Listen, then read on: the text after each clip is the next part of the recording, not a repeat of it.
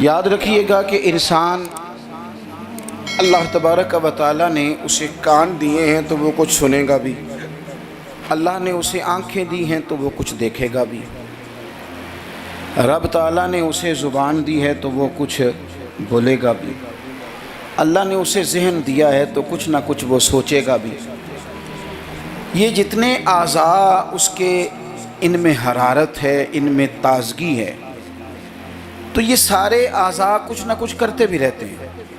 اگر وجود کے اعضاء اپنا کام صحیح طریقے سے کریں گے تو اجر پائیں گے، ورنہ قرآن مجید نے کہا ہے کہ آنکھوں سے بھی سوال ہوگا، کانوں سے بھی سوال ہوگا، زبان اور دل سے بھی پوچھا جائے گا۔ یہ ساری چیزیں صبح قیامت ان سے سوال جواب کیا جائے گا۔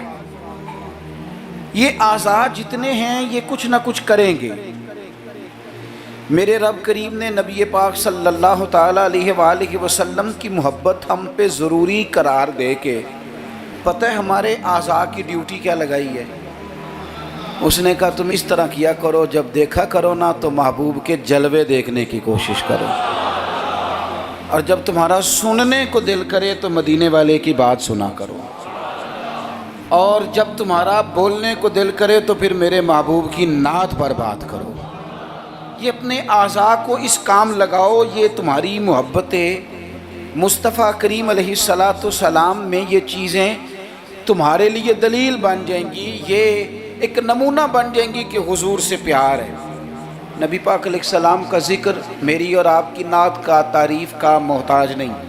کیوں کہ رب فرماتا ہے وَرَفَعْنَا لَكَ ذِكْرَكَ، اے محبوب ہم نے آپ کے لیے آپ کے ذکر کو بلند کر دیا ہے، ہم نے آپ کے لیے آپ کے تذکرے کو بلند کر دیا۔ تو جن کے ذکر کو اللہ نے بلندی دے دی ہے اس پر کوئی شاعر نعت نہ بھی لکھے، کوئی اچھا نعت خواہ نعت نہ بھی پڑھے، معاذ اللہ، کوئی مجمع نعت سننے نہ بھی آئے، تو حضور کا ذکر تو اللہ نے بلند کر دیا ہے۔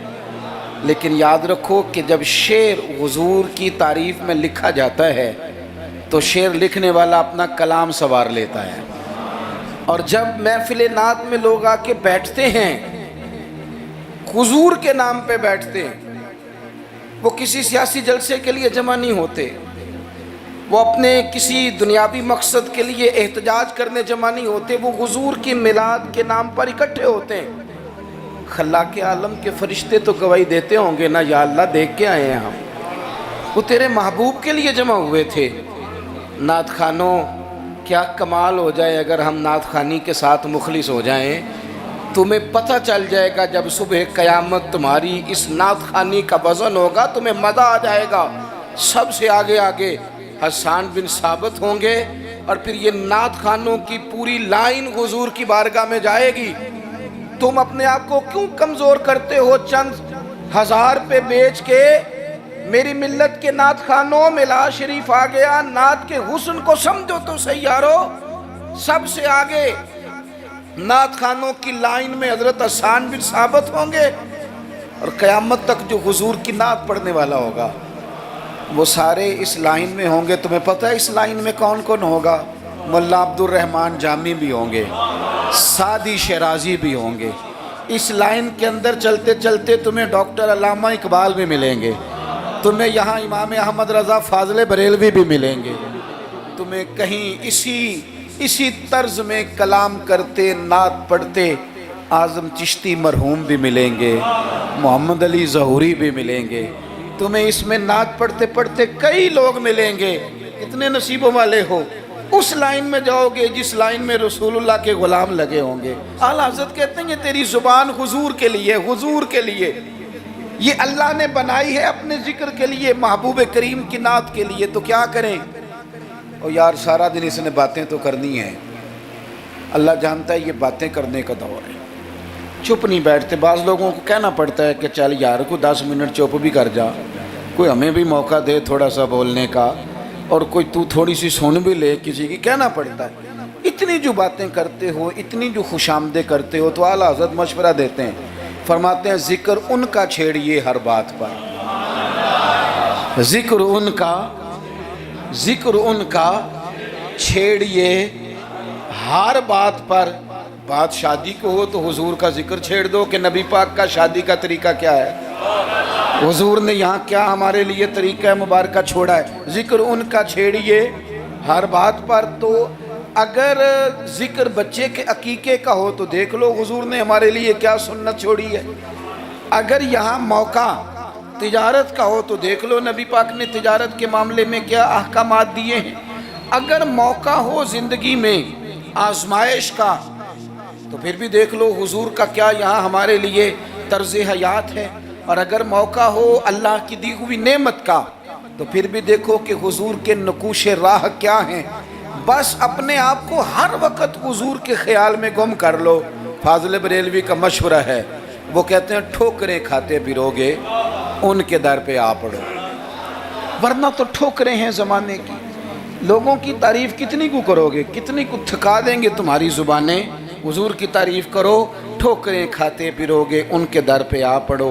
काफ़िला तो है रज़ा अव्वल गया आखिर गया, हुजूर के दरवाजे पे आओ, नबी पाक की तारीफ़ करो और फिर हुजूर की तारीफ़ सुने।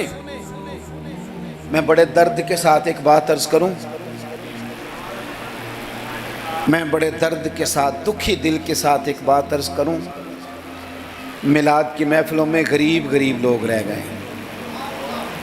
वो अमीरों, तुम सियासी जलसों में बड़े शौक़ से जाते हो, तुम्हारी पजारो भी जाती है, उस पर किसी सियासतदान का फ़ोटो भी लगाते हो, झंडा भी लगाते हो, बड़े खर्चे करते हो, जेबों से पैसे लगाते हो। क्या अजीब तुम्हारी मंतक है। जिस महबूब के सदके रब ने तुम्हें सारा कुछ दिया है, उस महबूब करीम अलैहिस्सलाम की महफिल आए तो वो गरीबों के हिस्से में आती है, वो कमज़ोरों के हिस्से में आती है, और तुम जाकर के चर्चे करते हो उनके। याद रखना, समझ लेना, दुनिया का सबसे खुशकिस्मत शख्स वो होता है जिसे अल्लाह अपने महबूब की ग़ुलामी के लिए पसंद फरमा लेता है। यार इस तरफ तुम तवज्जो ही नहीं करते। हुजूर का जिक्र सुनो, ज़ौक़ से नात सुनी जाए। नात ना पढ़ने से ज़्यादा सुनने से ताल्लुक़ रखती है। नात खां अल्लाह के फजल से बड़े हैं। हमारे इस शहर में बड़े बड़े अच्छे नात खां आपको मिल जाएंगे, बड़े हैं, लेकिन ना सुनने वाले। चलें, नाराज़ किसी ने होना है तो वो हो जाए। जो बड़ी बड़ी महफ़िलें कराने वाले लोग हैं उनमें से भी अक्सर अहबाब ऐसे हैं जिन्हें महफ़िल करानी आती है, नात सुननी नहीं आती। महफ़िल कराना और है, नात सुनना, ये सुनना एक कमाल है। अब मैं जो अगली बात करूँगा वो शायद आपके लिए और ज़्यादा खुशी का बायस बने। नात पढ़ते सहाबा थे, सुन